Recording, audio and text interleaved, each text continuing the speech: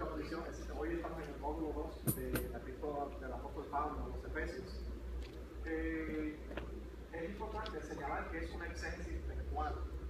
Hay muchas formas de hacer la exégesis, teológica, histórica, etc. Pero la textual es la más, por lo menos la más práctica, porque vamos directamente a la experiencia bíblica. Las tareas, ya ustedes la conocen, la descripción también. Y hoy estamos en el capítulo 2. Hacemos un pequeño recuento de lo que pasó la semana pasada. La primera sección es la sección doctrinal. En el capítulo 1, el apóstol presenta a la iglesia como un cuerpo, capítulo 2 como un templo y capítulo 3 como un ministerio. Hay muchas Biblias que tienen bosquejos de los libros. Y obviamente, yo le mencioné la semana pasada que es importante tener un bosquejo como una guía. Podemos decidir para efectos prácticos utilizar este bosquejo porque lo veo muy pertinente. Así que la semana pasada estuvimos viendo la iglesia como un cuerpo, hoy la estaremos viendo como un templo y ministerio. Y culminamos la semana pasada precisamente hablando acerca de la posición nuestra. ¿Recuerdan ustedes que estuvimos hablando de que el apóstol, parte de su oración y petición era que tuviesen espíritu de sabiduría y de revelación? Explicamos en detalle lo que eso significa. Y son niveles en ese proceso teológico que se llama silogismo, niveles. No puede ocurrir una cosa sin la otra. No puedo tener poder y autoridad en acción si no tengo la disposición, que es espíritu de sabiduría y de revelación. Muchas personas, precisamente hoy, alguien me hizo la pregunta: ¿cómo yo puedo tener más poder y la autoridad del cielo? Normalmente, la persona tiene el concepto de que esa unción especial y esa autoridad se recibe en un culto especial, en una actividad especial, o un evangelista le pone las manos y como que se transfiere un poder de una autoridad. A veces, con buena intención, pues muchas personas me dicen: bueno, yo lo que necesito es que oren por mí porque necesito más unción, más autoridad. La intención no es inadecuada, pero el medio no es el correcto. Si la unción fuera por la exposición de las manos, créanme, nosotros los pastores le tendríamos la mano encima a todo el mundo, todo el tiempo. Si fuera por la exposición de manos, no depende del pastor, la unción de la persona no depende de los líderes, la autoridad. Nosotros simplemente somos unos motivadores, pero la persona tiene que tomar una decisión, y es ese espíritu de sabiduría que hablamos la semana pasada, ese espíritu de revelación me toca a mí. Poner en la mano de Dios, le pone incondicional todo lo que a mí me ha costado sacrificio, tiempo, esfuerzo, y decirle sin reservas: aquí está, no puedo votar. No sé cuántos de ustedes han hecho este acto, por ejemplo, simbólico, pero cuando tienen, por ejemplo, un título en la universidad. ¿Cuántos vienen y le dicen: Señor, aquí está? Y lo pongan de mí. Es para ti, Señor. Yo no estoy diciendo: bueno, como es para mí, pues se anuncia todo. No, eso no es. Pero donde Dios te ubique, con esa experiencia y esa capacidad, ahí tú vas a honrar a Dios. Y le vas a decir: Señor, esto es para ti. Si tienes un empleo nuevo, ese primer cheque, bueno, si puede traer, lo trae, amén, dice la iglesia, pero si no, de forma simbólica: Señor, aquí está, lo quiero usar para honrarte a ti, para bendecirte. Quiero gestionar, no tiene que ser el cheque, porque no podemos comprar a Dios diciéndole: bueno, aquí está mi economía para que me dé más. Ese tipo de siembra no es correcta. Es decirle: estoy dispuesto a darte todo, absolutamente todo. Y el segundo paso, todo lo que Él me ha dado y ha depositado en mí, dones, habilidades, talentos. Es decir, todos nosotros tenemos habilidades que Dios nos ha dado. Todo cristiano tiene dones espirituales. Todo cristiano. No puede haber un cristiano que no tenga dones espirituales. Vamos a ver la semana que viene, en el capítulo 4, por obligación, no es opcional. Todo cristiano tiene ministerio. Por obligación, todo cristiano tiene dones espirituales. O sea, no puede haber alguien que diga: yo no sirvo para nada, es que yo no sé hacer nada. Aunque lo diga, tiene algo de parte de Dios. Descubrirlo y ponerlo, Señor, aquí estoy, activarlo. Usted sabe que hay muchas personas, y quiero aprovechar para darle mi testimonio en 10 minutos. Dios me llamó muy joven. Era un muchacho y extremadamente tímido. Todas las fotos, usted puede ver de mi infancia, todas. Yo estoy en la tabla de mi mamá. Me perdí la experiencia de participar con los niños en la iglesia. Mi hermano de la iglesia y que habla de la iglesia prácticamente. Porque era tan tímido que yo siempre estaba atrás en la tabla de mi mamá. Todos los niños participaban, todos alegres, y yo en la iglesia disfrutaba, pero estaba allí y no quería moverme de allí. Una timidez, yo diría diabólica, o sea, no me puedo correr mucho por mí, pero a la edad de 11 años y medio, había una actividad evangelística. Precisamente, el evangelista era parte de la congregación. Un hermano, que Dios lo había hecho con papá Dios, pero yo lo usaba fuertemente. Y como era una experiencia que yo conocía, yo decía, Señor, yo te amo, o sea, yo quiero algo más profundo. Y el hombre era lo que ponía las manos, usted conoce este tipo de dinámica. Y yo sentía hacer eso. Recuerdo que esa actividad específica fue en una capilla pequeña que tenía la iglesia. Pequeña, una capilla pequeña, pero las ventanas se abren así, muy humilde. Y yo dije, este es el mío. Yo quiero algo especial. Y el evangelista corría para allá, yo humilde con tanta timidez me acercaba, a veces me ponía la mano encima. Porque yo quería que me pusieran las manos encima. Ni se daba por este lado, daba la vuelta. Yo seguía al final. ¿Sabe que al final, casi al final, yo decepcionado, Señor, este hombre no me quiere poner la mano encima? Yo sentí que algo se derramó y algo me tomó desde arriba hasta abajo. De arriba a abajo. Yo consciente, pero empecé a moverme por toda la iglesia llorando y danzando y hablando en medio y alegre. Déjame decirle, a las 3 de la mañana mi papá no se había convertido. Me llevaban a casa y yo hablaba de lengua. Todavía a las 3 de la mañana yo hablaba de lengua. Y yo en casa.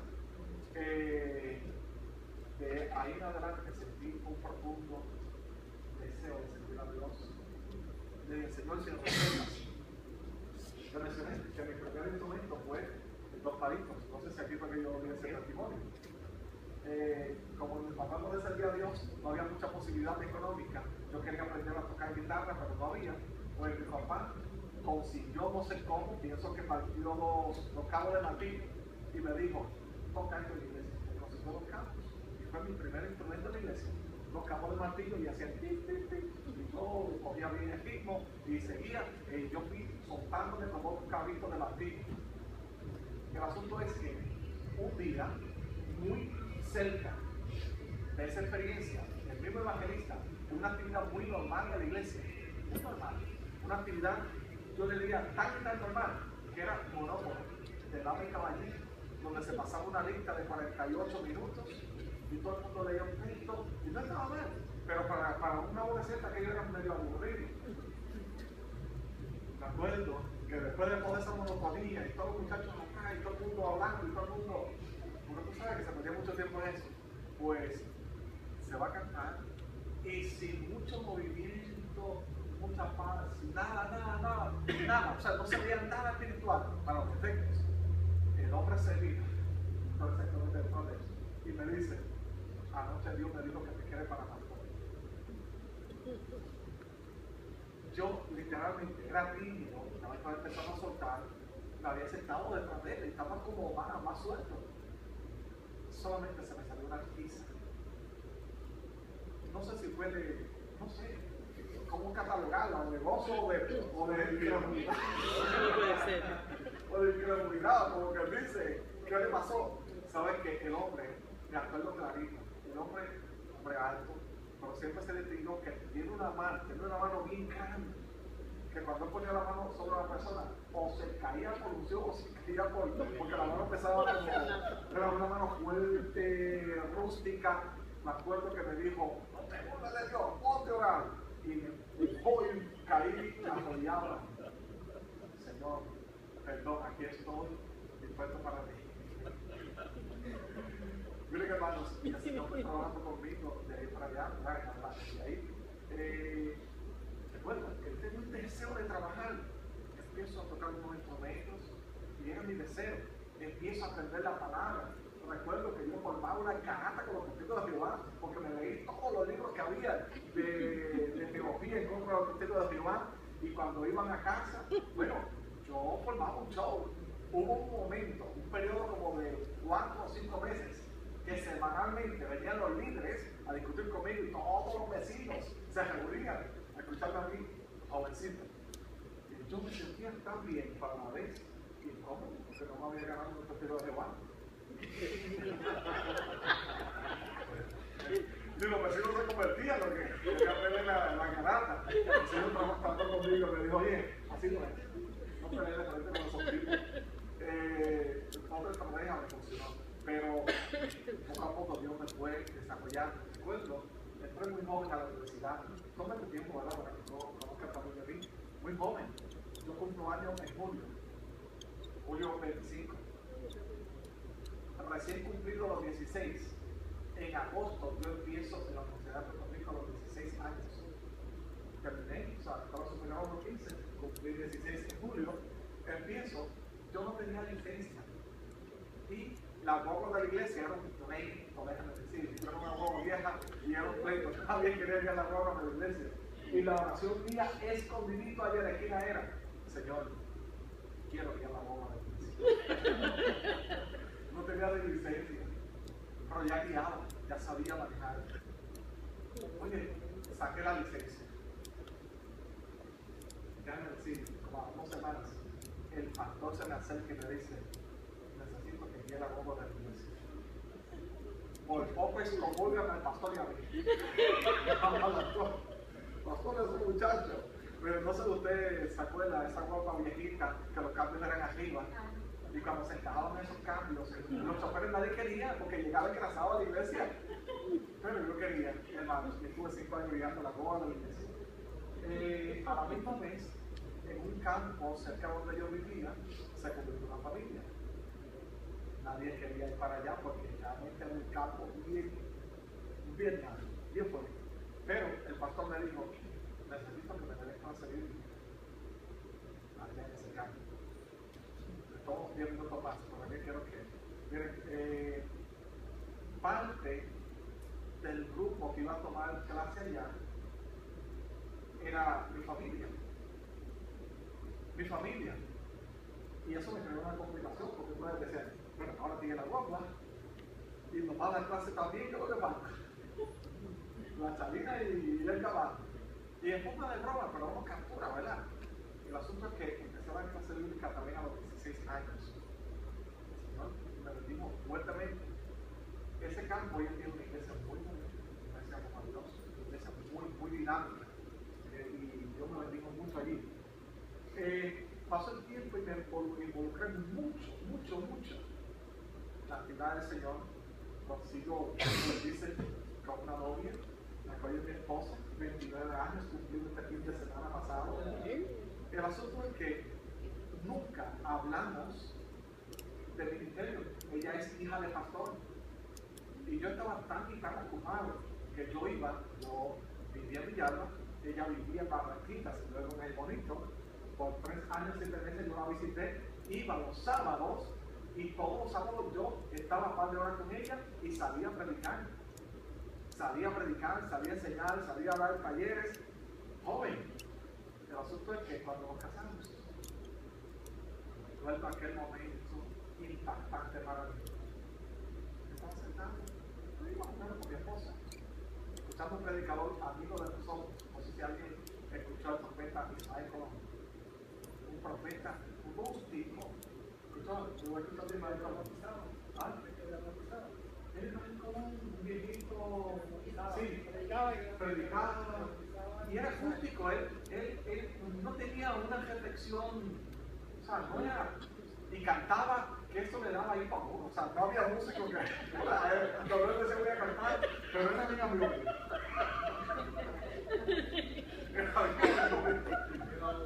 Pero cuando ese hombre se paraba al frente decirle, el pastor no lo podía anunciar porque ya no iba. Porque el hombre, hoy en día los profetas son los profetas que motivan. Dios tiene un ministerio para ti, Dios te va a dar 3 casas, Dios te va a dar una casa, Dios te va a dar. Para aquel hombre, Dios lo sabe y decía, me parece que ayer me hiciste algo bueno. ¿Quieres que te lo diga? O te va a dejar de sonillas a altar. Lo que no le gusta escuchar. Así. Y cuando él me acerca, me puse a mí y yo dije, ¿cómo vamos a seguir? No sé que no se trae algo bueno. ¡Wow! Y nos dice, ustedes son unos testarudos. Porque hace tiempo los llamé al pastorado. Y creen que tienen entretenidos a papá Dios. No se lo digo como pastor. A ustedes se lo olvidó, pero a él no se lo olvidaba. No sean testarudos. Acepten el reto de Dios. Mi esposa no tenía, habíamos perdido un bebé, precisamente el 7 de abril. Habíamos perdido un bebé. Mi esposa no podía tener bebé porque tenía problemas con la matriz. Y nuestra oración había sido: Señor, queremos un bebé. No sabíamos que era un instrumento que debíamos usar. Después de ese día, dijimos sí, pero un sí bien tímido. Señor, sí, pero me tiene que venir el presidente de Estados Unidos y no sé si comer con nosotros. O sea, bien difícil, la pusimos a Dios. Bien difícil. El asunto es que mi esposa quedó embarazada. A los 6 meses, aquel niño dijo: yo quiero salir. Y salió y pesó 2 libras y medio. Sacó de yo le quedé 2 libras y medio y estuvo 55 días en intensivo. Desde allí, después de 2 veces que lo dieron por muerto, mi esposa y yo dijimos: ahora sí, Señor. Ahora sí queremos ir. Al cabo de un par de meses, estábamos pastoreando la iglesia. Con todo eso no queríamos, porque nos llevaron a un campo que era muy lejos y que era difícil también. Y nos dijeron, me acuerdo claro, aquel domingo que nos llevó el líder del eclesiástico encargado, nos llevó y nos dijo: ese domingo por la mañana, nos tiró allí, se nos dañó el campo de camino. Él, medio mecánico, me dijo: yo te lo arreglo, pero tienes que ir. Y yo: ¿por qué insistente este hombre? Yo tengo que ir para allá. Y no sé cómo me la peló, aparecimos allí. Llegamos un poquito tarde, por la mañana, cuando había nadie. Y yo pregunté: oye, ¿dónde está la gente? Por ahí. Ya está aquí, ya no viene. Oye, nos llamó allí, apareció uno. Apareció uno. Y yo dije: bueno, por lo menos. Y fuimos a atender por 2 semanas en donde nos seguían hambre. Yo dije: bueno, vamos a ver. Por la noche yo motivé a ese para que trajera a alguien, y llegaron 8. Y yo prediqué, como una campaña, como una campaña. Y yo loco porque pasaron 2 semanas. El hombre me decía: una semana más. Estuve 9 años. De semana en semana. 9 años y un par de veces. Me gusta contar esto, ¿verdad? Porque sé que le va a motivar. El asunto es que ya yo había terminado la universidad, yo estaba trabajando, ya estaba, papá Dios me abre puertas para seguir estudios que yo no entendí, porque nunca entendí. Obviamente ahora lo entiendo. Viajes largos, mucho dinero, mucha economía que había que invertir. Yo utilizaba gente, pero nunca dejé de estudiar. Siempre seguí estudiando. Y así papá Dios me fue bendiciendo mucho, y a mi esposa. Con esto le quiero decir lo siguiente: todos los cristianos saben que Dios lo ha llamado y tiene un ministerio. Algunos lo han postergado porque han dicho: cuando salga de la casa, cuando me critique, cuando se me vaya el dolor de espalda, cuando se me enderece la piel, tantas cosas, tantas excusas. Déjame decirte, pero todos hemos sido llamados. Antes de eso, como no hay cosa, yo creo que hay algo aquí. Vamos a salir de aquí por ahí diciendo: Señor, ¿dónde hay que firmar? ¿Dónde hay que firmar? Déjame decir, muchos problemas de los que enfrentamos no los estamos buscando. porque Dios me dice, por aquí. Y yo sé que es por ahí, pero a mí me interesa más por aquí. Aunque estoy trabajando para Dios, quiero mi vacía, trabajando para Dios, pero es por lo que Dios vive y lo que Él vive. Amén. Así que hoy vamos para el capítulo 2. Y habla específicamente de 3 temas.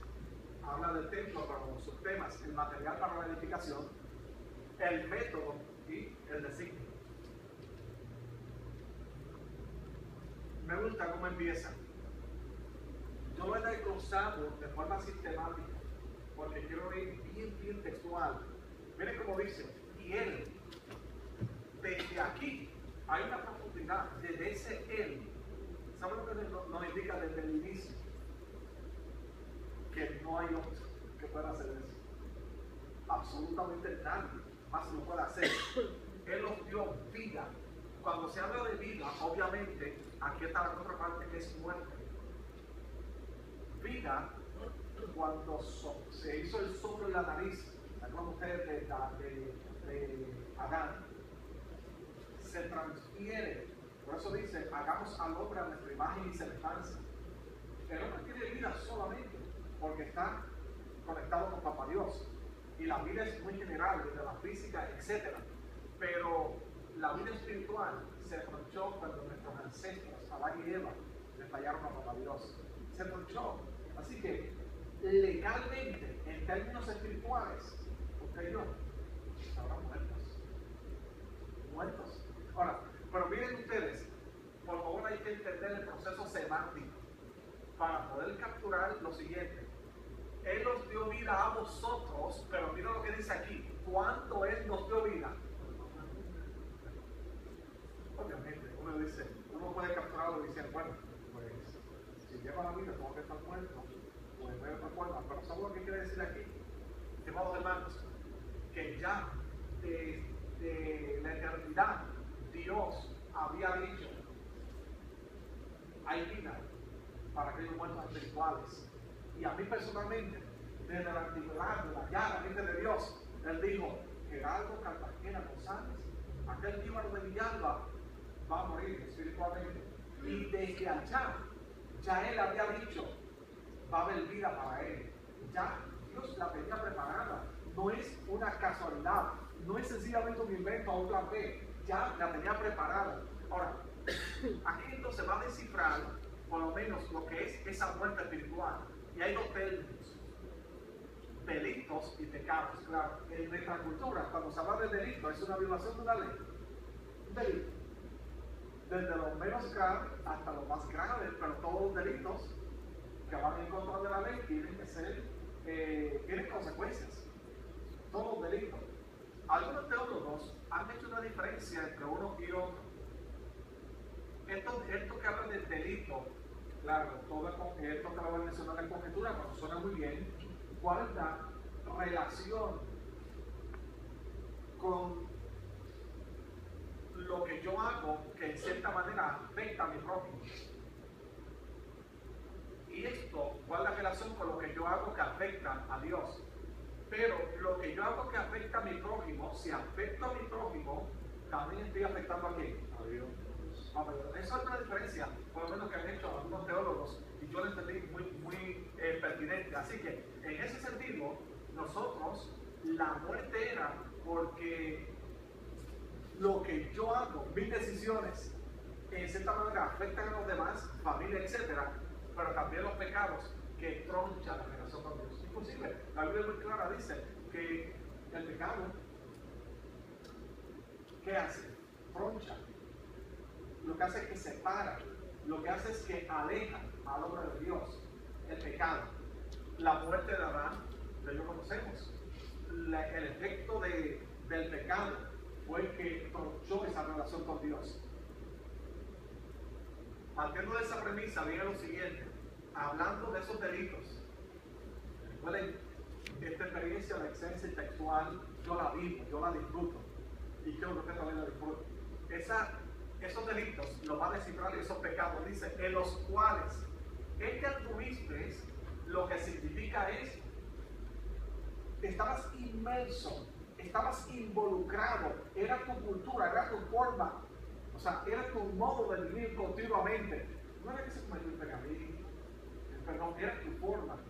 Hay que preguntar, y aquí en una de las dinámicas hablamos, ¿cuándo se pierde la salvación en el pecado?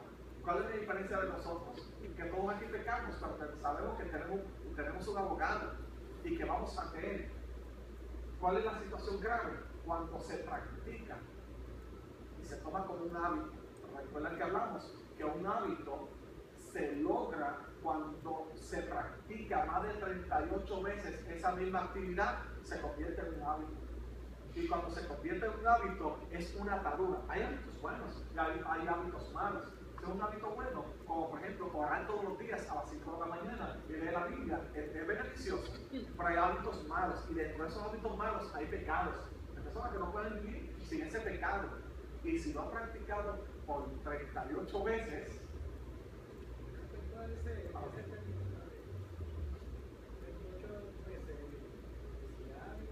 no, es un promedio, por ejemplo, de un lapso de tiempo corto, razonable.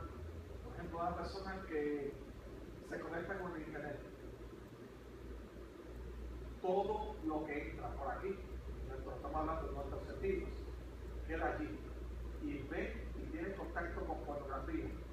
Esa imagen de fracción de segundos se queda almacenada vamos a poner así, en la periferia del inconsciente, muy cerca de nuestra conciencia, que lo podemos traer rápidamente, mínimo 8 meses. 8 meses. Ahora, si la persona entra 38 veces, por ejemplo, una vez semanal, a ver ese tipo de actividad, ya se convirtió en un adicto. Ya se convirtió en un adicto. Y ahí necesita la intervención de Dios, hermano, para poder romper hay hábitos que se convierten en adicción. Pero por el contrario, si uno lo practica para cosas buenas, hermano, es para la bendición. Todo hábito requiere tiempo. Como siempre, de ejemplo, la oración. Hay personas que no oran porque no han empezado un hábito. No han desarrollado el hábito. Pero cuando desarrolla el hábito, los primeros días se va a sentir mal. Le duelen las rodillas, le duele el hígado, le duele la cabeza. Pero cuando lo tiene como una práctica sin ser religioso, miren hermanos, lo va a sentir parte de él. Así que en ese sentido él decía, ustedes lo tenían como una cultura. Era parte de su vida. Los delitos y los pecados. ¿Cuál es el peligro de que sea parte de la vida, que se ve como algo normal? Hoy en día nuestra sociedad aplaude lo que es malo y señala lo que es bueno. Y eso es bíblico. A lo bueno le dicen malo y a lo malo le dicen bueno.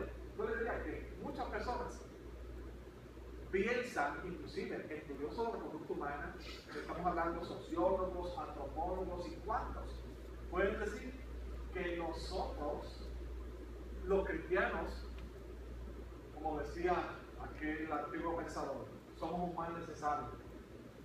Y somos personas de una conciencia muy frágil y que camuflajeamos nuestra necesidad y mitigamos nuestra ansiedad simplemente aquí, en la iglesia. Por lo tanto, Dios dice, yo no necesito eso para nada. Eso es para gente débil. Eso es para gente débil como ustedes.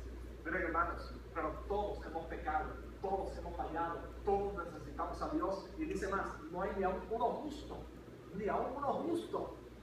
Mientras más uno trate de excusarse ante Dios, diciendo, yo peco, pero no peco como él.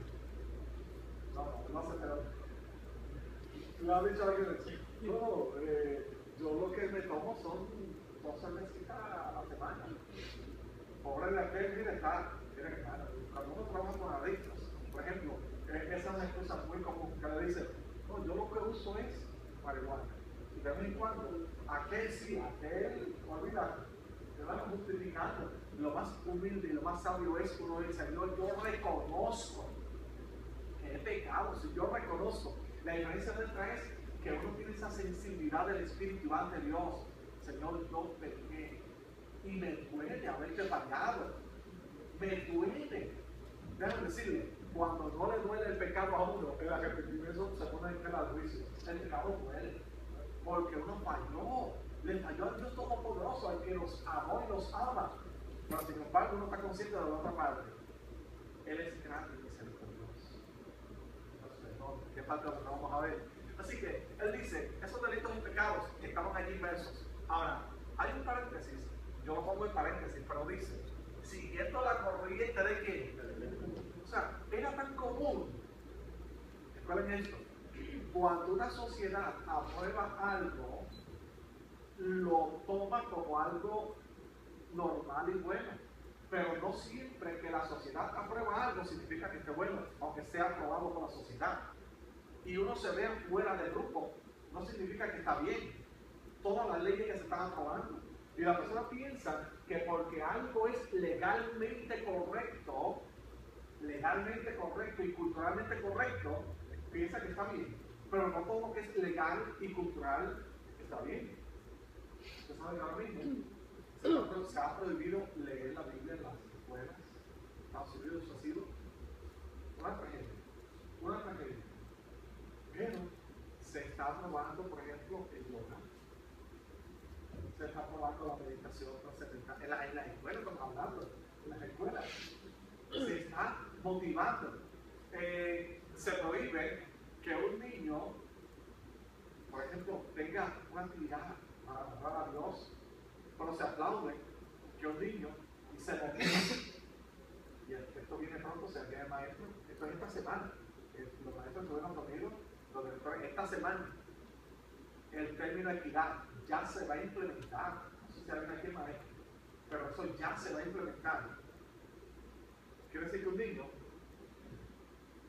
que se siente niña y nadie le puede decir nada, pero si hay un niño que le ha pasado que en medio de la clase se le sale un gloria a Dios, todo el mundo se puede reír al niño. Todo el mundo le puede caer arriba, ¡ay, qué gloria a Dios por la iglesia! Debo decirle, le ha pasado a mucha gente. En medio de la conferencia de matemáticas, el muchachito dice gloria a Dios, pero sin embargo, al homosexual y lesbiana no se le puede tocar. Pero el maestro mismo se puede burlar del niño cristiano, porque es cristiano. Así que la corriente de este mundo no necesariamente es lo que Dios aprueba, aunque esté aprobado culturalmente. Pero dice más, conforme. Aquí dice siguiendo la corriente, significa si todo el mundo lo aprueba. Por esto va más allá, dice conforme. Y si es conforme, significa de acuerdo a lo que había establecido ya el príncipe de la potestad de las tinieblas. O sea, está agradando, está en cierta manera haciendo sentir bien al príncipe de las tinieblas. Pero dice, así estábamos nosotros. Déjenme decirme. Cuando uno habla esto, es difícil uno pensar cómo estamos nosotros, y por eso es la realidad, controlados por el enemigo. Pero ahora dice, y miren este término que lo encontramos en el capítulo 1, saquen ustedes, versículos 16 en adelante. Este término lo que significa es como motivación, como impulso. Y en aquel momento era espíritu de sabiduría y revelación. El término romás lo que significa aquí es una motivación. El espíritu que ahora opera en los hijos de desobediencia. Estamos hablando, la motivación, lo que los hace correr, lo que los hace caminar. ¿Cómo podemos interpretar esto con lo anterior? Significa, este término espíritu, así como nosotros necesitamos espíritu de sabiduría y de revelación, motivación. Cuando se practican delitos y pecados, hay motivación. Porque las personas se deleitan, las personas disfrutan el pecado. Y este es el término. Ahora, dice también, hablando de los delitos y pecados, entre los cuales también todos nosotros, me llama la atención el vocablo todos. Nadie está excluido. Nadie. Oye, ¿qué humildad se necesita? Nadie. Todos nosotros vivimos en otro tiempo, en los deseos, y aquí va describiendo de nuestra carne. Recuerdan ustedes que hablamos al principio, somos seres espirituales, tenemos espiritual en mi cuerpo. El alma, que es mi yo, mi conciencia de mí mismo, es la que soy yo quien decido porque ahí es donde está la voluntad. Pensamientos, emoción, sentimientos, intelecto, conocimiento, habilidades, están aquí, en lo que se llama alma, pero yo decido porque ahí está la voluntad, si voy a ser espiritual o si voy a ser carnal. Por lo tanto, aquí dice, en otro tiempo, en los deseos de nuestra carne, significa que yo decidí inclinarme hacia esos deseos, haciendo la voluntad de la carne, el término voluntad, y de los pensamientos, y éramos por naturaleza hijos de ira, lo mismo que los demás. Estamos hablando de delitos y pecados, nos lleva automáticamente a ser hijos de ira. Dios no envía a nadie para el infierno. Alguien dijo, la persona decide su castigo eterno, al igual que yo decido mi vida eterna. Ya Dios hizo la provisión para yo tener vida eterna, pero la decisión es mía. Acá con nosotros, por más revelación de Dios, por más motivación del pastor y de los líderes, al final yo decido mi vida espiritual. Soy yo quien la decido. Por lo tanto, pero Dios, y aquí es donde va la diferencia. Alguien dijo que en una escritura, cuando encontramos un pero, en cierta manera ese pero puede cancelar todo lo anterior. Amén. Amén. ¿Cómo esa voluntad afectada a la se transmite a la voluntad? Sí.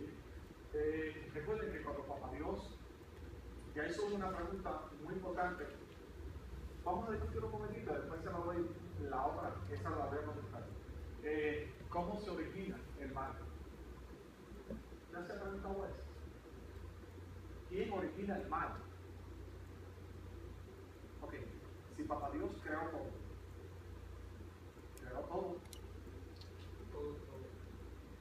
todo. Él mismo no se creó porque Él ha estado desde la eternidad.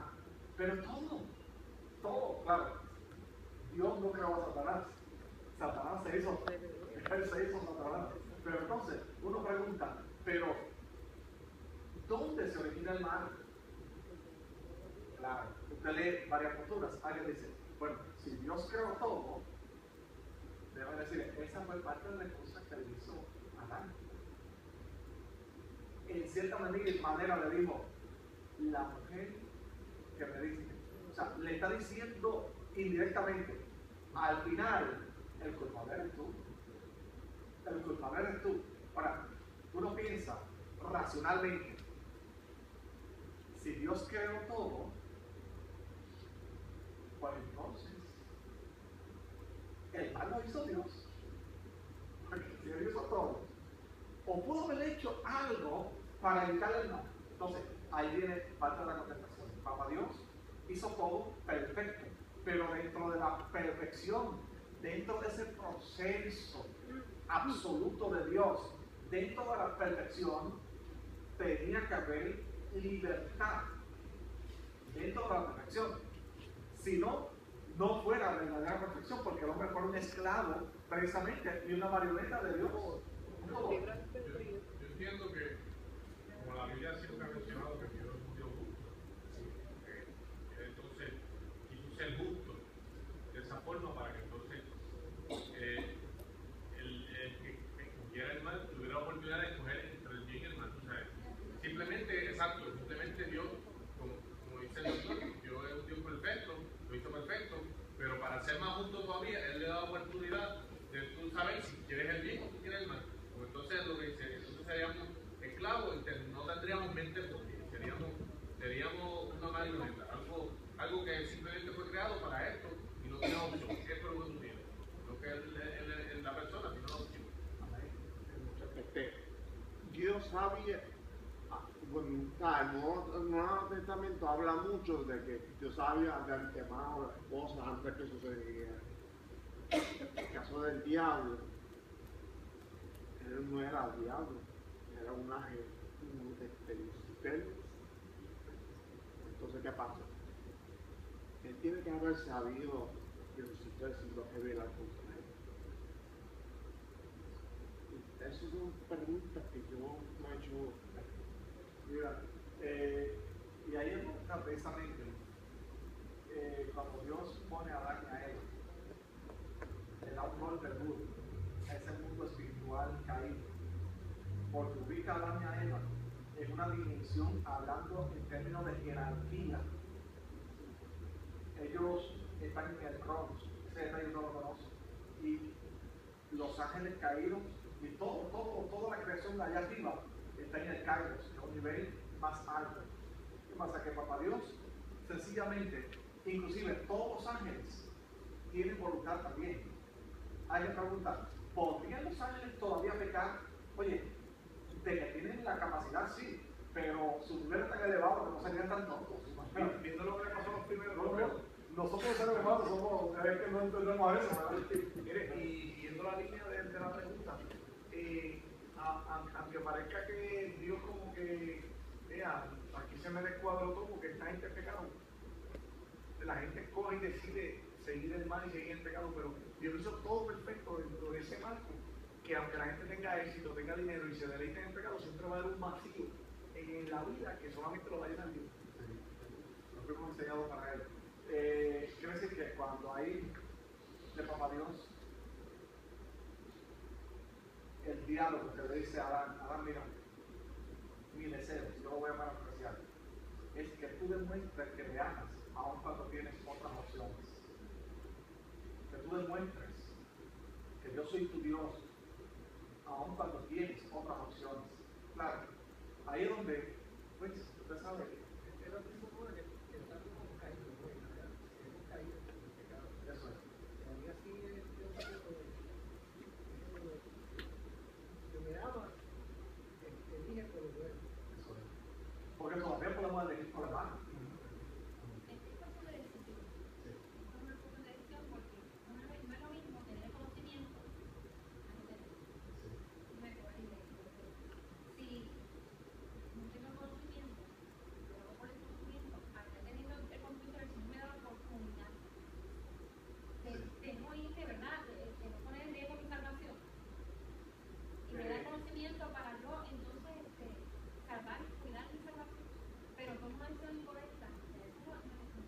Claro, pero cuando hablamos del conocimiento, hay que tomarlo, por ejemplo, el desconocimiento de la ley no nos exime de responsabilidad.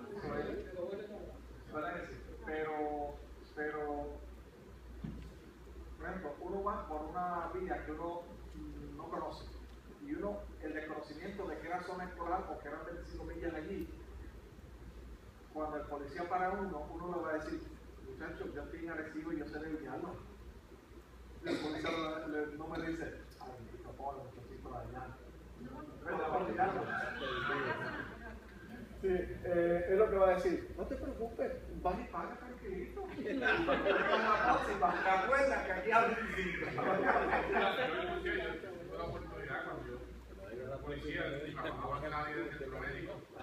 Yo le tenía vehículos que corrían por el carril exclusivo, que eran de otra área, exacto, que es el triángulo, el diamantito, que todo el que ha cogido el examen práctico se le enseña el diamantito y sabe que es un carril exclusivo. Y me decían, es que yo no soy de aquí, y yo lo reportaba con eso. Yo le decía, usted tiene licencia, ¿verdad? Si usted ha cogido el examen de práctico, ¿verdad? El primero, y de aprendizaje. En el examen de aprendizaje no le salió ese diamante. Sí, es lo mismo allá en el campo, si no lo va a ir, pero sí lo va a ir. O sea, se querían tratar el hecho de justificar. Esa palabra. Se querían tratar de justificar. Y pues yo le decía, toma, págalo. Papá Dios, dígame, ¿cómo se considera pecado si mi papá lleva tiempo haciéndolo? O si esto nadie me señala por esto. Ahora, ya en ese caso, cuando uno lo lleva al término voluntad, el ser humano toma una decisión. Una decisión. La decisión se toma para amar o para odiar, para bendecir o para maldecir, pero no toma una decisión. A todo el mundo yo les recomiendo, a mí me ha funcionado lo siguiente. No sé si lo mencioné, pero todos los días yo decido que nada me va a dañar ese día.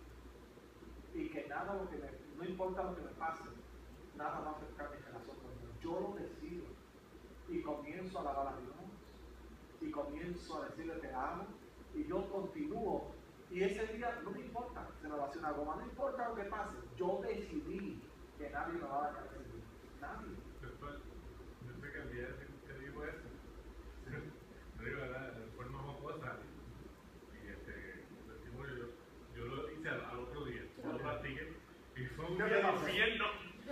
Pero el día de los compañeros, de verdad. Yo digo, Señor, nada ya este día. Era un día que decía, Señor, se me dañó. Ahora te digo, imagínate si no lo hubiese decidido. Así, güey, yo decía, ¿qué pasa? Que le funciona al doctor, pero a mí no me funciona. Para yo decirle, si usted lo decide, es una preparación. Porque claro, no es místico, es una preparación y una confianza. Los primeros días no vas a tener que. Síguelo practicando. Eso pasa. Sí, de verdad. Por ejemplo, el jefe, por nada, bien te sale con una actitud que tú dices, tú decides si le contestas de la buena manera o traga y dices, Uno decide tranquilito. Y para todo, para servir a Dios, para orar. ¿Cuántas veces usted llega a la iglesia sin deseo ferviente? Porque el cuerpo le está pidiendo que quédate en casa, tranquilo, quédate allá. Pero usted decide. Sí. Una ilustración que yo pongo es porque usted se levanta todos los días a trabajar. No es porque el cuerpo le dice, levántate muchacho, qué bueno, hoy es un día agradable para trabajar, se decide, y alguien dice por ahí en el campo, por el deber, aún en el agua y todo lo demás. Pero si usted se deja llevar por los sentimientos y emociones, no se levanta. ¿Qué le dice? Acuéstate. Pero uno tiene poder decisional y uno dice, me levanto, camino, compromiso, responsabilidad, amor, agradecimiento. Y uno dice, Señor, yo estoy aquí, aunque estoy cansado y es la realidad, porque te amo, quiero adorar, o sea, yo necesito de ti, te amo. Déjame decirte, yo he hecho un compromiso fuerte cuando yo veo tantas personas perdidas, tanta gente en necesidad. Yo quisiera tener algo especial, claro, yo he tratado con mis límites, pero yo siento ese peso de la gente que se pierde, siento el peso. Por lo tanto, uno decide. Lo mismo hizo con Adán y Eva. Adán y Eva, lamentablemente, tomaron aquella nefasta decisión. Hoy tenemos las consecuencias. Ahora, dice aquí, pero Dios, y este término a mí me encanta, dice que es que rico. Cuando usted analiza este término rico, sencillamente lo que significa es, no hay nada tan elevado que yo pueda decir, se me agotó, ya la copa tuya ya se acabó, olvídate de eso. Hermanos, lo que indica sencillamente es eso, es inagotable. Inclusive, ¿saben aquella expresión? Todas las mañanas se renuevan. No es que Dios toda la mañana dice, empiezo de nuevo, es para que nosotros entendamos que es tan alta y tan elevada su misericordia que no hay nada que nosotros hagamos que el Papá Dios dice, te pasaste en esta, ya, voy a ver eso, ya.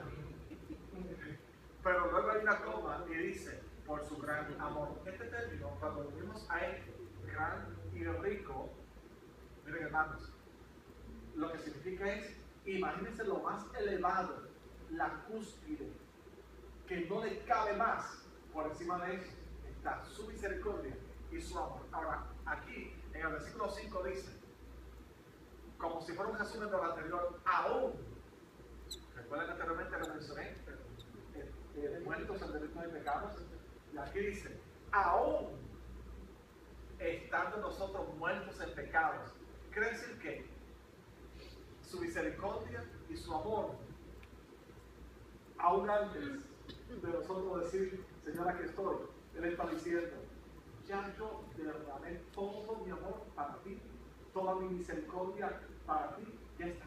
O sea, tú lo que tienes que hacer es firmar y aprovechar, dejar que fluya ese amor y esa misericordia.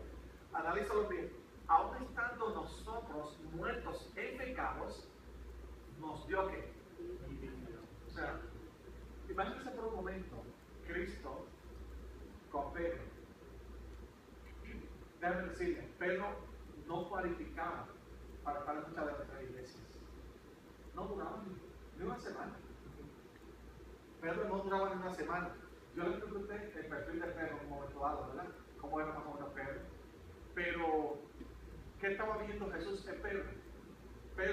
Jesús estaba viendo a alguien transformado, a alguien cambiado. Normalmente nosotros vemos a un problemático, vemos a alguien bueno, pero Papá Dios está viendo a un predicador, está viendo a un evangelista, está viendo a un maestro.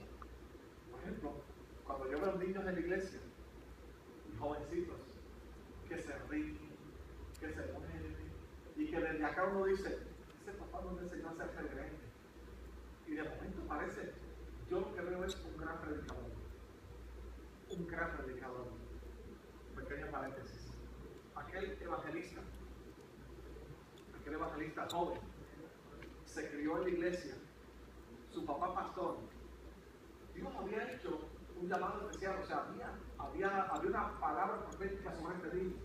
A la edad de la adolescencia, una joven, de la adolescencia joven, de repente toma la decisión de apartarse, irse al mundo completo. Había predicado desde niño en la iglesia, se va a los profundos, drogas, alcohol, a todo lo que se puede imaginar. El testimonio es que cuando aquel muchacho llegaba a la 1 a las 2 de la mañana, bajo los efectos de todo aquello, el papá lo esperaba y el papá le decía, entra evangelista, de tu casa evangelista. Obviamente esa palabra iba acompañada de muchas horas de oración y de todo, entra evangelista. Este muchacho hoy testifica de que aquello siempre le calaba profundo. Obviamente ya lleva muchos años reconciliado con Papá Dios, pero ¿qué veía aquel padre en aquel muchacho? ¿Qué veía Jesús en Pedro? Veía una persona transformada. ¿Qué Papá Dios está viendo en nosotros? A lo mejor, si usted toca un instrumento, si usted canta o predica, no impresiona a nadie por ahora. No impresiona.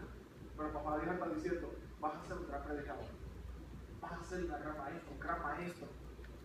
A lo mejor ni nosotros mismos sabemos el alcance y hasta dónde nos va a llevar Papá Dios. Pero ya Él dice, nos dio vida.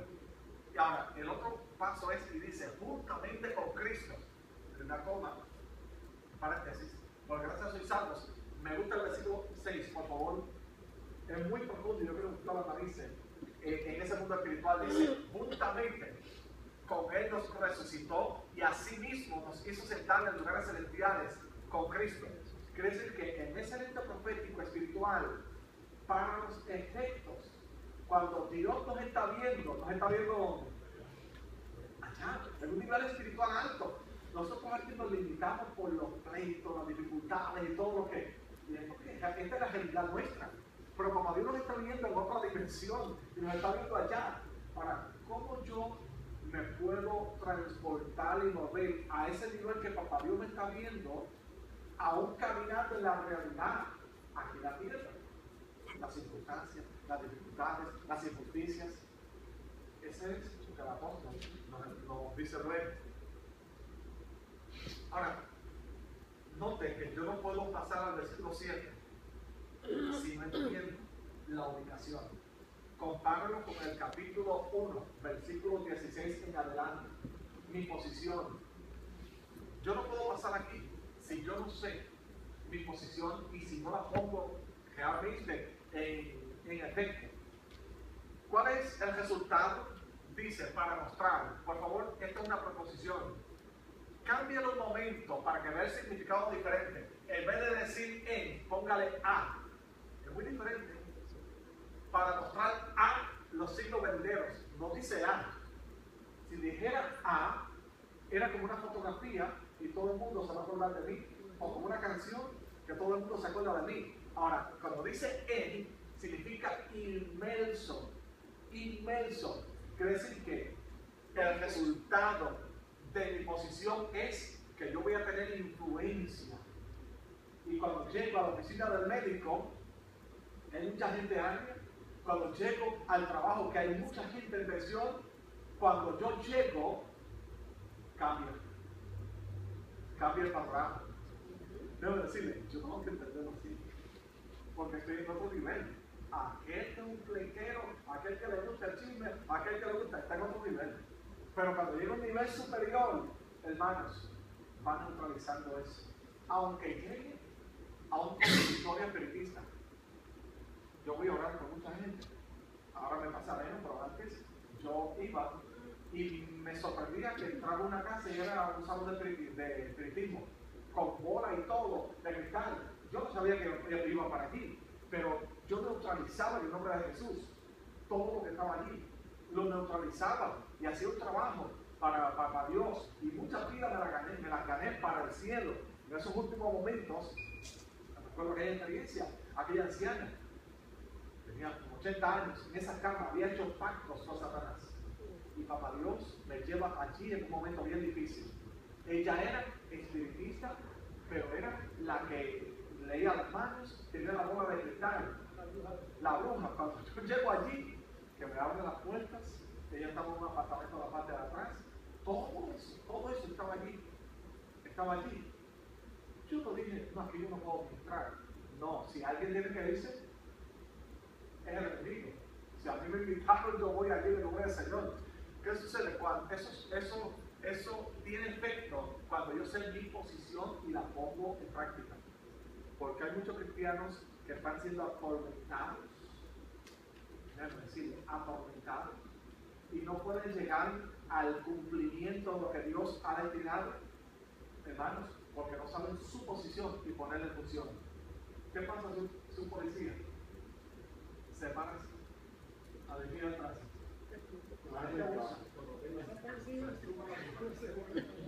Ahora, ¿qué sabe el policía? Varios elementos. Que hay un uniforme que le da autoridad. Que hay un documento, que es un contrato que hizo con el sistema, que eso le da autoridad. Pero también sabe que tiene una pintura que le da autoridad. Cuando desarman a un policía, les motorizan parte, aunque todavía tiene autoridad. Pero nosotros tenemos autoridad, no tan solo para neutralizar las obras de las tinieblas, porque tampoco uno va a andar por ahí. Es sencillamente, hermanos, el enemigo no puede abusar de mí.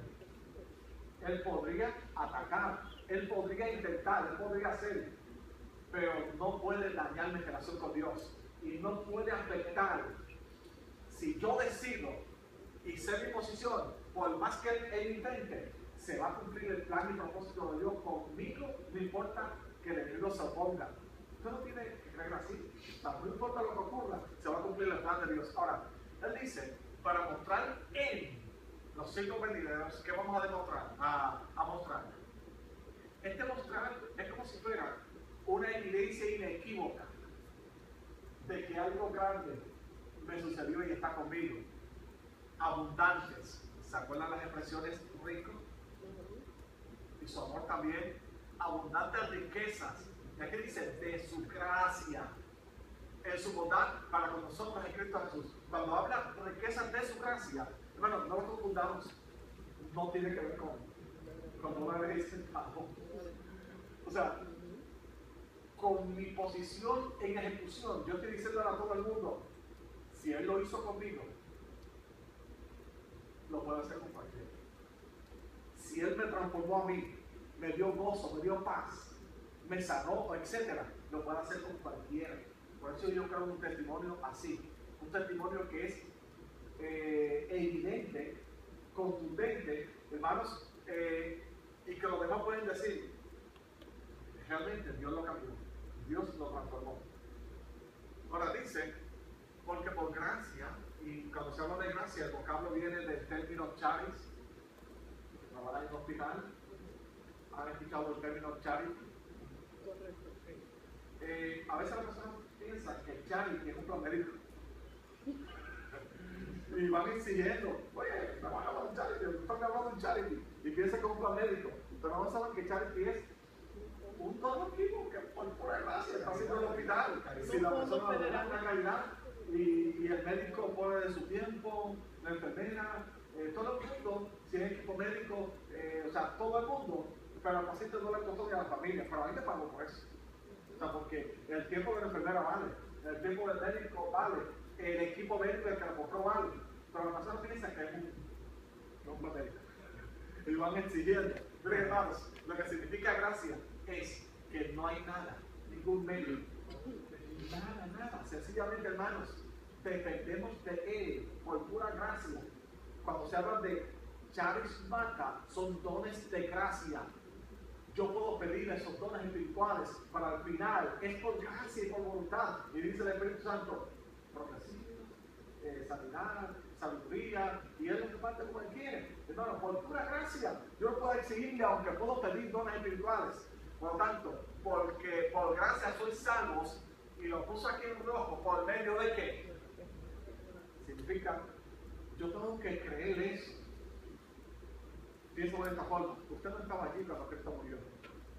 Inclusive, todas estas producciones de la Biblia, usted y yo tenemos fe de que aquí nos está diciendo la verdad.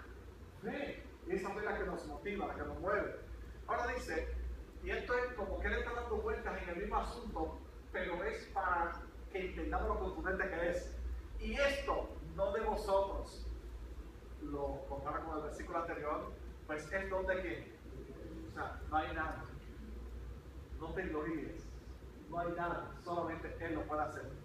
No por obras para que nadie se gloríe. Pero un poco adelante va a aclarar esto, porque somos hechura suya, creados en Cristo Jesús para buenas que, y aquí mismo lo aclara, las cuales Dios preparó de antemano para que anduviésemos en ellas.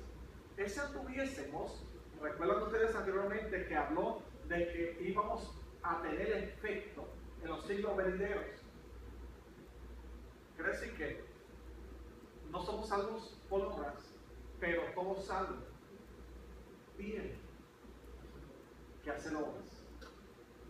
Ustedes saben que hay fondos federales para entidades sin fines de lucro. Muchos fondos federales. A mí me está curioso, porque casi lo que llegan aquí, casi todos esos fondos los controlan varias entidades. Muchas de ellas, entidades grandes que usted conoce y usted dice, wow, esa señora, hay que darle un premio. Sí, porque le están dando 18 millones. Y cuando uno va con una entidad sin fines de lucro, al otro día cuando termina la propuesta, o sea, el mismo día que se abre la propuesta, le dicen, no, si ya se acabó todo, pero ven acá, si aquí dice, lo que pasa es que a fulana le tocaron 18 millones. Así es fácil hacer obras. Pero ese tipo de obras no es la que se refiere acá. Entonces, aquí es, ¿qué hago yo como efecto y resultado de ya ser salvo, de ya tener a Cristo? Agradecimiento, ¿qué hago yo para compartir esto que tengo? ¿Qué hago yo? Por tanto, tienen que reflejarse la vida cotidiana. Por tanto, ese por tanto es también interesante.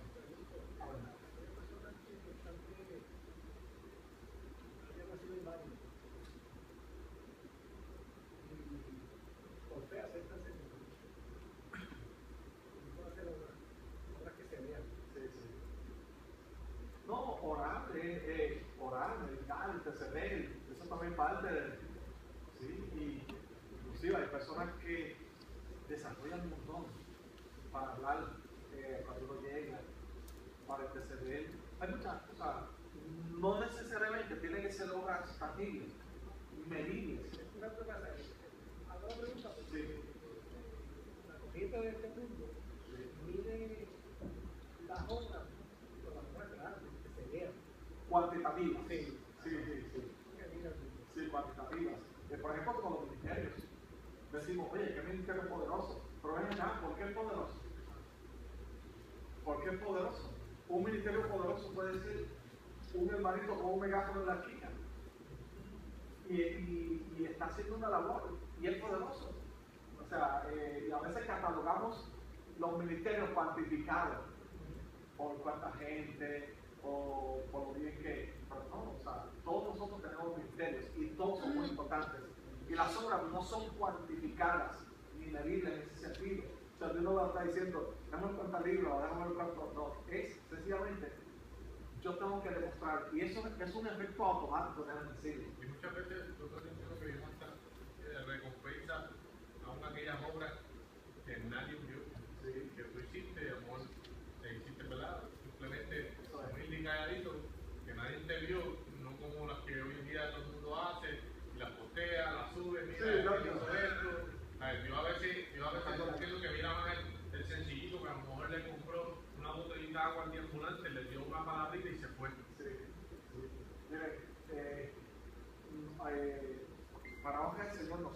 celebramos y hay capellanes dentro que me iban a ayudar. Yo conozco que lo están haciendo porque ellos me lo informan. Usted no sabe el trabajo que se está haciendo, es amplio. Pero trato a muchos de nuestros capellanes, o sea, a todos, pero a algunos no se zafan, ¿verdad? Pero yo les digo, mira, no publiques. Eso lo sabemos tú y yo, lo sabemos, pero a lo mejor en una reunión uno puede dar un informe general para motivar a otro, pero cuando yo hago una obra, desde la base elemental, desde la oración, sencillamente lo hago porque es producto ya de mi salvación y lo hago automáticamente. No tengo que hacer mucha fuerza para hacerlo.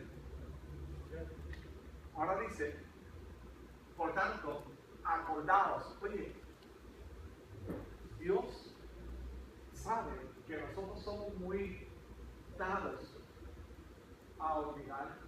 ¿Cuántas veces le dijo al pueblo hebreo? ¿Te acuerdas lo que yo hice? ¿Tú te acuerdas? Miren este ejemplo. ¿Cuántos se acuerdan cuando Dios hizo provisión en alguna necesidad el año pasado en su casa? ¿A cuántos Dios los ha sanado? Pero a veces cuando estamos enfrentando una situación similar, Dios nos tiene que decir, yo que te sané el año pasado, yo creo que te hice provisión el año pasado. En este sentido dice, por lo tanto, acordaos de que en otro tiempo vosotros, los gentiles, en cuanto a la carne, erais llamados incircuncisión, por la llamada circuncisión hecha con mano en la carne, que detalle ustedes lo conocen. En aquel tiempo estabais sin Cristo, no te está dando en el mismo punto, alejados de la ciudadanía de Israel, ajenos a los pactos de la promesa, sin esperanza, sin Dios en el mundo. Pero ahora, miren eso, qué interesante como lo dice Pablo, pero ahora en Cristo Jesús, vosotros que en otro tiempo estabais lejos, habéis sido hechos cercanos por la sangre de Cristo. Romanos 11, lo leen con calma, pero allí es donde nos dice acerca del olivo, ¿saben ustedes? Nosotros somos ramas infectadas. Y allí hay como una advertencia que el apóstol Pablo dice, mira, ten cuidado porque hay ramas que fueron quitadas de aquí y tú fuiste infectada. Fluye la misma savia por aquí, pero tienes que recordar que tú fuiste infectada y eso te debe motivar a darle gracias a Dios y a dar fruto. Porque Él es nuestra paz, que de ambos pueblos, y aquí es donde Él está hablando de ese misterio. Un misterio es algo desconocido, pero que ahora Él lo revela. De ambos pueblos hizo uno. Dice derribando, significa que no fue fácil. Ese término lo que indica es como un golpe contundente, derribando la pared intermedia de separación, aboliendo en su carne las enemistades. Noten todos los elementos que distinguían el estado en que estaba, el que nos llevaba a esa separación. En su carne las enemistades, la ley de los mandamientos expresados en ordenanzas, para crear en sí mismo de los dos un solo y nuevo hombre haciendo la paz. Y mediante la cruz reconciliar con Dios a ambos en un solo cuerpo, matando, oye, eso es contundente, matando en ella las enemistades. Y vino y anunció la buena nueva de paz a vosotros que estabais lejos y a los que están cerca, porque por medio de Él, los unos y los otros, tenemos entrada por el mismo Espíritu al Padre. Es lo que Pablo estaba trabajando una situación. ¿Recuerdan ustedes? Si buscamos un momento en Colosenses, en Gálatas, había una dificultad que él le habla hasta fuerte a Pedro. No sé si ustedes se acuerdan de ese del capítulo 2, 1 o 2 de Gálatas, que él le dice, tuve que hablarle cara a cara, porque tenía que hablarle así. Y le dijo hipócrita. Pablo le dijo hipócrita a Pedro y habló fuerte. Había cierta dificultad, no tan solo por los judaizantes, sino estaba arraigado cierto patriotismo. Y Pablo dice, mira, a mí me fue encomendada un prejuicio. Y él dice, a mí me fue encomendada esta labor. Yo sé que Dios también es para los gentiles. Y ese pueblo, el pueblo de Efesios, por los gentiles, está diciendo, no se deben sentir menos. No se deben sentir menos. porque no fue que Dios los salvó en una categoría menor, sino que ahora en la gracia los dos pueblos somos uno. No hay judío ni esclavo, todos somos uno. Amén. Estaba leyendo respecto a ese tema, que cuando se hizo el templo, los niveles de la posición de los resorteros fue más cambio más alto. Cuando le correspondía a los espines, era más bajo. Y una pared con un escrito para que se usara, se tenía que apretar la más especial para la mano. Y en el alto se quedaban las mujeres. No podían entrar. Así que era discriminatorio. Las mujeres, hermanas, hoy en día estuviesen en el parque. Y teníamos que poner altoparlante o bocina para que nos escucharan allá. Gracias a Dios por Cristo Jesús. Ahora miren, en este resumen que él hace. Así que ya no sois extranjeros, ni advenedizos. Advenedizo lo que significa, palabra sencilla, es como una persona arruinada, que era como de momento se podía sentir el pueblo. Y note cómo lo compara, sino que somos qué. Y compare ciudadanos con extranjeros. No es lo mismo ser extranjero que ser ciudadano. Aunque somos seres humanos, ustedes a lo mejor no entendemos la magnitud de esto, pero pregúntenle a un, por ejemplo, extranjero que vive aquí, que no tiene la ciudadanía americana. Él sabe lo que es ser extranjero. Él sabe. Usted y yo a lo mejor no valorizamos mucho una ciudadanía aquí, ¿verdad? Pero el que es extranjero y luego logra una ciudadanía, déjame decirle, es como si le hubiese regalado $1 millón. Se siente tan bien. Pero como nosotros tenemos, pues nosotros no sabemos. Ahora, dice, ya no somos extranjeros ni advenedizos, sino conciudadanos de los santos. Pero además dice, y miembros de la familia de Dios. Antes éramos arribados. Y ahora somos ¿qué? Miembros. Acá con nosotros. Qué triste. Es un cristiano sentirse arruinado y no familia. ¿Cuánto tiene confianza en la casa de su papá y su mamá? Todavía. Cuando usted va a la casa de su papá y su mamá, ¿le pide permiso para tomar algo? No. ¿Qué usted hace? Abre la nevera. No se exageren.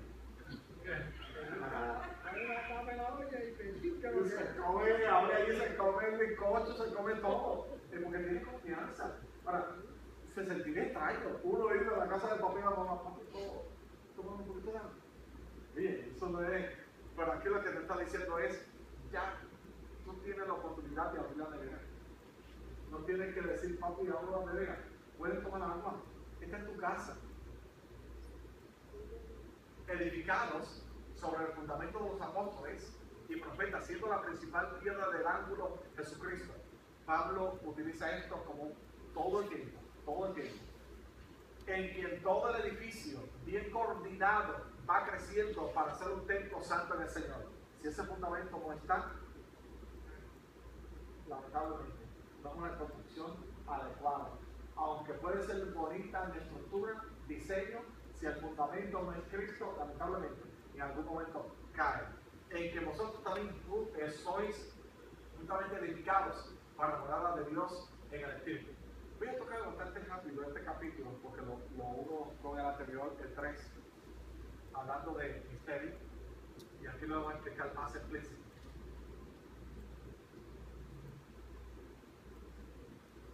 Y quiero que vayamos a la Biblia. Pablo dice, miren cómo empieza, por esta causa. Obviamente, si usted analiza cuántos términos utilizó en el capítulo 2, parecidos a este, que guarda una relación, cuando dice por esta causa, significa, por lo anterior, yo Pablo, prisionero de Cristo Jesús, en vosotros los gentiles, si es que habéis sido oído de la administración de la gracia de Dios que me fue dada para vosotros, que por revelación me fue declarado el misterio, como antes lo he escrito brevemente, leyendo lo cual podéis entender cuál sea mi conocimiento en el misterio de Cristo. Él está diciendo, yo ustedes saben lo que yo les voy a hablar, porque ya se los había hablado. misterio que en otras generaciones no se dio a conocer a los hijos de los hombres, como ahora es revelado a sus santos apóstoles y profetas por el Espíritu. Y aquí es donde va a descifrar el misterio. Déjenme decirle, a lo mejor uno no lo ve como una gran revelación, pero yo lo veía como una gran revelación. Obviamente, lo revelación. Que los gentiles son coherederos y miembros del mismo cuerpo y copartícipes de la promesa en Cristo Jesús por medio del Evangelio, del cual yo fui hecho ministro por el don de la gracia de Dios que me ha sido dada según la operación de su poder.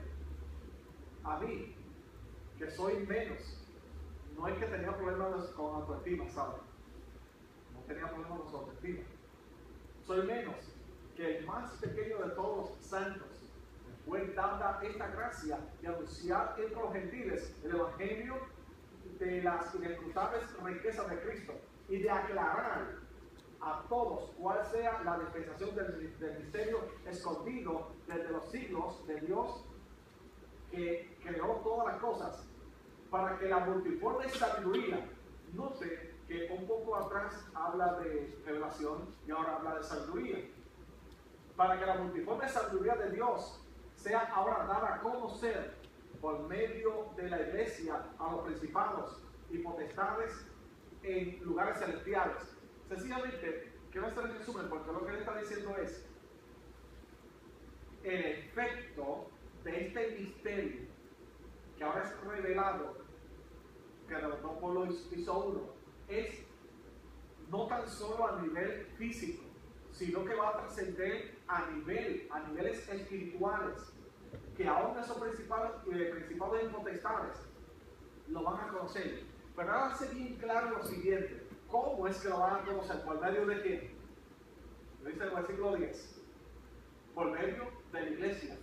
Quiere decir que la iglesia, cuando conoce su posición, no se siente amedrentada ni menos.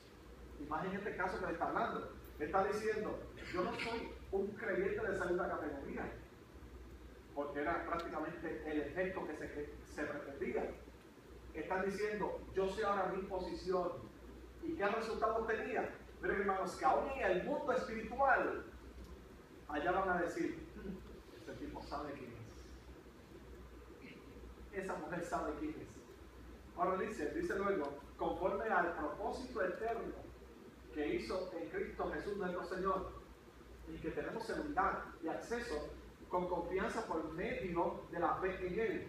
Por favor, lo voy a seguir leyendo y luego hablamos sobre esto.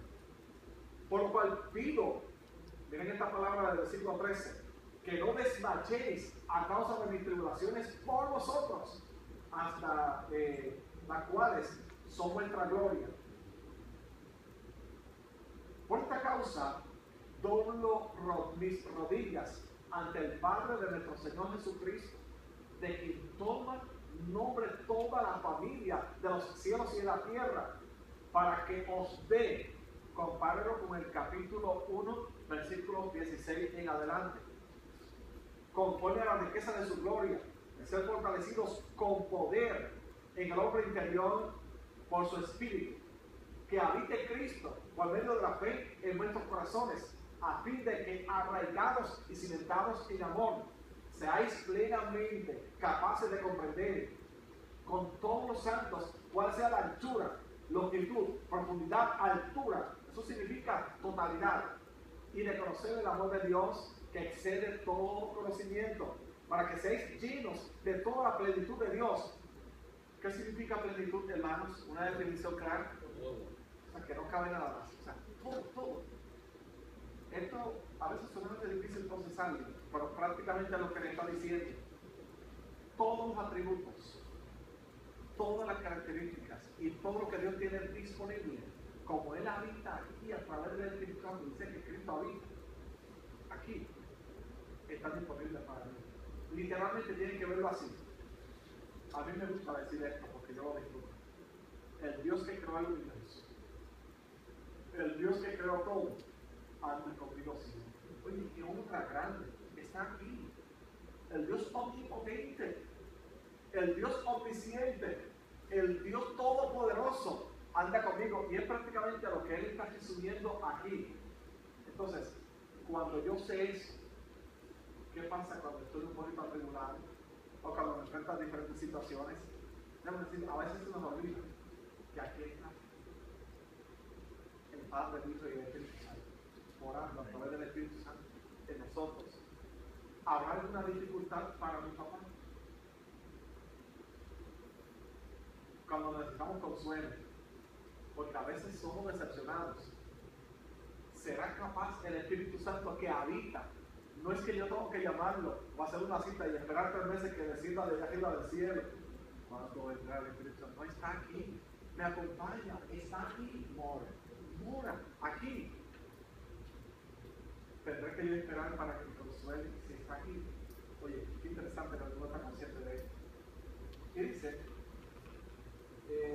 Versículo número 20. Y aquel que es, ¿qué dice aquí, hermanos? Poderoso. Para hacer, ¿cuántas cosas dice aquí, hermanos? Toda clase de cosas, Mucho más abundantemente de lo que pedimos o entendemos, según el poder que actúa. Y ese poder ya dijimos cómo se activa en el capítulo 1. No todo cristiano puede beneficiarse de eso, hermanos. Tiene que pasar por aquello. A Él sea la gloria en la iglesia, en Cristo Jesús, por todas las edades, por los siglos de los siglos. Amén. Así que, y aquel que es poderoso, y lo planteó de esta forma, no tan solo, hermanos, al nivel del conocimiento que yo puedo llegar, más sobre eso, por encima, significa, si yo puedo capturar que el que creó todo es mi Dios, Dios está diciendo, aún eso es poco. Yo sé que ese es el nivel al que puede llegar tu conocimiento, al nivel al que puede llegar tu razonamiento. Pero Él dice, aún eso es poco, soy mucho más grande, más poderoso. Así que, ¿habrá algo imposible para Dios? Vamos a fortalecernos.